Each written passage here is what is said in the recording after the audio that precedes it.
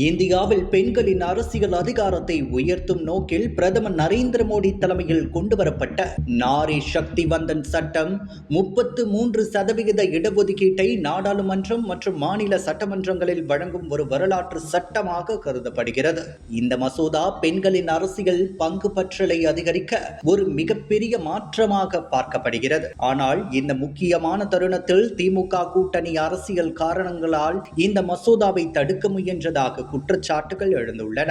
1996 ஆண்டு முதல் அறிமுகமான இந்த பெண்கள் இடஒதுக்கீட்டு மசோதா பலமுறை தாமதப்படுத்தப்பட்டு வந்தது. குறிப்பாக காங்கிரஸ் தலைமையிலான ஆட்சி காலங்களில் இந்த மசோதா நிறைவேறாமல் தள்ளி போனது குறிப்பிடத்தக்கது. இதேபோல் சமீபத்தில் லோக்சபாவில் இந்த மசோதா நிறைவேறாததற்கு திமுக கூட்டணியில் அரசியல் நலன்களே காரணம் என விமர்சனங்கள் எழுந்துள்ளன. பெண்கள் தலைமை பொறுப்புகளில் வருவதற்கு எதிரான ஒரு பின்னடைவு மனப்பான்மை இதன் மூலம் வெளிப்படுகிறது என கூறப்படுகிறது. மேலும் பெண்களின் உரிமைகளை பாதுகாக்க வேண்டிய நேரத்தில் முந்தைய ஆட்சிகள் பல முக்கியமான சட்ட மாற்றங்களை தாமதப்படுத்தியதாகவும் சமூக நீதி தொடர்பான பல விஷயங்களில் பின்னடைவு ஏற்பட்டதாகவும் விமர்சனங்கள் எழுகின்றன. இந்நிலையில் பெண்களின் அடிப்படை தேவைகள், கழிப்பறை வசதி, சுத்தமான எரிவாயு, வீடு, குடிநீர், வங்கி சேவைகள் போன்றவற்றில் கடந்த 10 ஆண்டுகளில் முன்னேற்றம் ஏற்பட்டதாகவும் அதனை எதிர்த்து இந்த அரசியல் கட்சிகள் மீண்டும் பெண்களின் அரசியல் உரிமைகளையும் தடுக்க முயல்கின்றன என்ற குற்றச்சாட்டு